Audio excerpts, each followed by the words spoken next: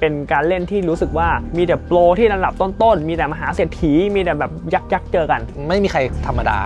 มันไม่มี qualification คัดเลือกก่อนคุณจะมาได้เขาเชิญทุกคนมาได้คุณต้อง success อะไรบางอย่างในชีวิตแล้วซึ่งจะมาถึงได้คุณต้องเก่งมากๆในโป๊กเกอร์หรือคุณต้องเก่งมากๆการหาเงินมันไม่มีใครแบบธรรมดาแล้วคุณจะเล่นยังไง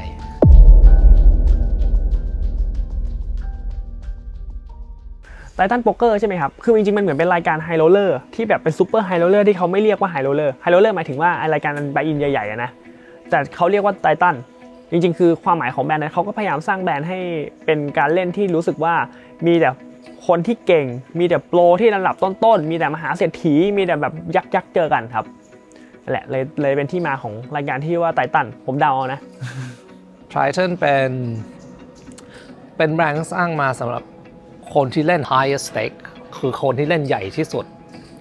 ทัวร์ใหญ่ที่สุดแล้วก็บางครั้งก็มี cash game ที่จะเป็นใหญ่ที่สุดด้วย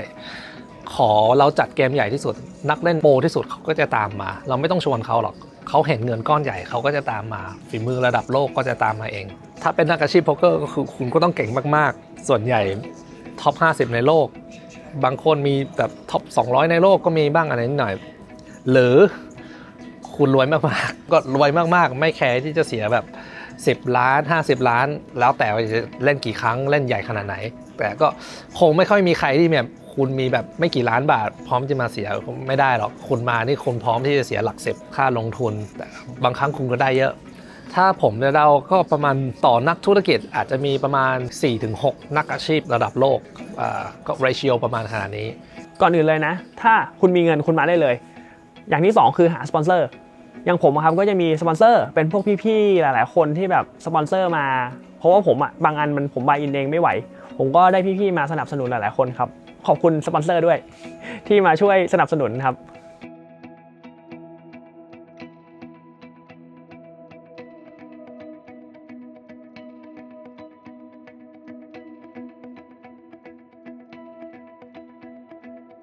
เคย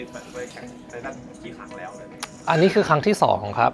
ที่ผมเข้าใจก็สำหรับกรุ๊ปไทยของเราอันนี้ก็ครั้งที่2ของพวกเราครั้งที่2ของเต้นครั้งที่2ของเต้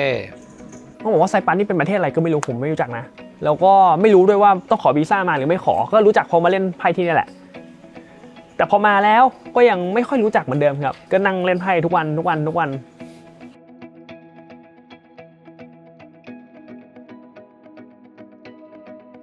ผมเตรียมตัวมาเยอะก่อนหน้าไซปัสประมาณ2 เดือนผมเล่นทัวร์นาเมนต์ออนไลน์แล้วผมก็เรคคอร์ดแฮนด์แล้วผมก็เปิดฉาก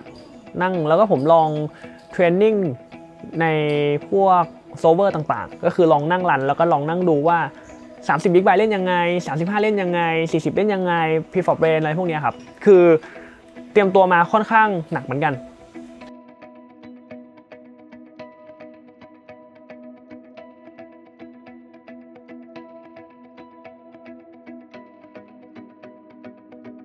ผมคิดว่า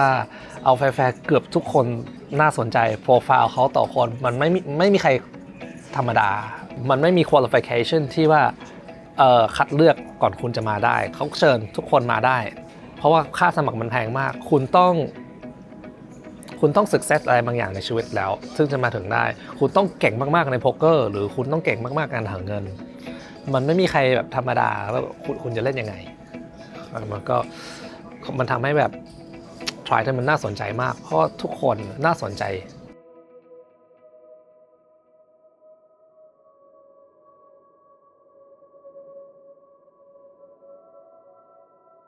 ผมมาประทับใจรายการก่อนหน้านี้ก่อนนะผมประทับใจอาดาโมเพราะว่าแกเล่นดีเขาเล่นดีแต่ว่ามารายการนี้ผมประทับใจเอสเปนผมน่าจะสะกดถูกเพราะว่าเขาเป็นแชมป์ WSOP ปีล่าสุดแล้วตอนที่เจอบนโต๊ะเขาไม่ถือตัวเลยเขาชวนคุยเขารู้ว่าผมพูดภาษาอังกฤษไม่เก่งไงเขาก็ค่อยๆพูดช้าๆลงแล้วก็ชวนคุยแบบเป็นกันเองมากแบบแท็กขอ IG หน่อยแล้วแท็กไว้ให้นะอะไรอย่างเงี้ยแล้วเขาเล่นดีด้วยที่สำคัญทริปนี้ประทับใจหลายคนประทับใจฟีโดโฮด้วยครับคือในเกมเขาเหมือนจะค่อนข้างจะซีเรียสแบบมาดิถือมีดพร้อมแทงแต่ว่าจริงๆแล้วพอหลุดจากเกมไปเขาไนซ์มากนะแบบเขาคุยโทรศัพท์อยู่ยังโบกมือทักผมใช่ไหมหรือแม้แต่แบบเนี่ยกอดคอทักทายกันแบบ nice feel the whole เป็น nice guy เลยครับ เอาจริงก็ประมาณ20 คนเต้รู้จักอยู่แล้วก่อนมา Triton ก็แบบรู้จักบางคนสนิทมากบางคนสนิทน้อยเอาเป็นชื่อก็มาโคดาโนน่าจะสนิทสุดแต่ก็มีเพื่อนแบบแคลเบิร์นก็พอรู้จักดีดานนี่แทงซอยซ่า2 คนนี้ก็ก่อนพวกเราเป็น Ambassador ของ N8 ก็เป็นเพื่อนกันสนิทมากด้วยซ้ำแบบอยู่ด้วยกันไปเที่ยวคือก่อนทั้งคู่มาเป็น Ambassador ผมก็เคยไปว่าบ้านเขาก็มาเคยนอนบ้านผมอะไรเงี้ยแล้วอันนี้ไม่ได้เกี่ยวอะไรกับโป๊กเกอร์เลยก็แบบโตมาด้วยกันแล้วบังเอิญทุกคนมาถึงจุดนี้เหมือนกัน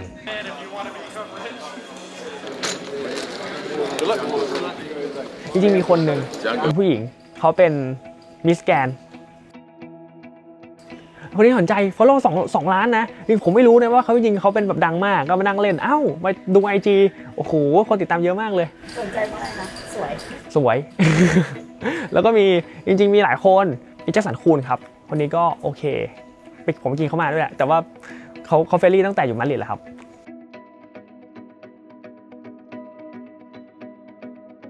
จริงๆก็มีช่วงแรกๆที่มา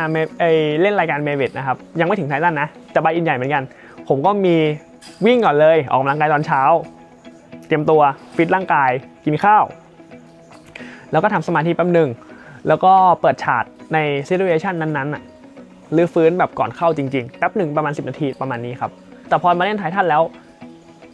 เวลาไม่ค่อยพอเพราะว่ามันเลิกดึกมันเลิกประมาณตี 1 ตี 2ของที่นี่ก่อนจะกลับไปอาบน้ำนอนผมก็นอนได้ไม่กี่ชั่วโมงเองก็ไม่มีเวลาวิ่งต้องรีบกินข้าวแล้วก็เล่นเลย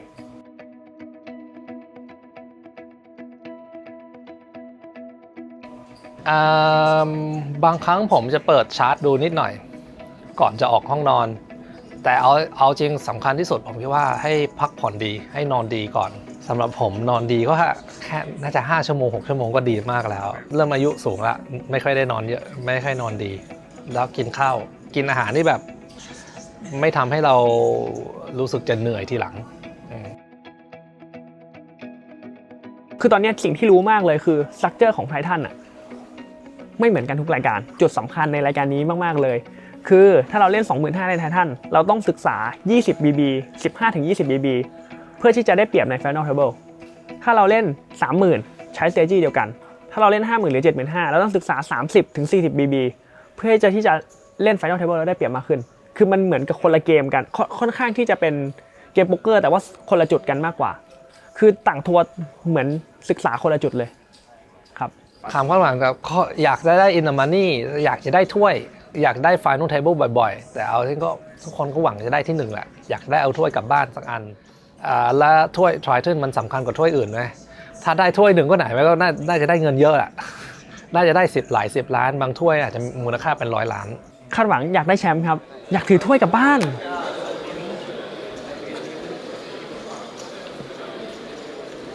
นี่ไงถ้วยที่เราไม่รู้นี่ถ้วยรายการอะไร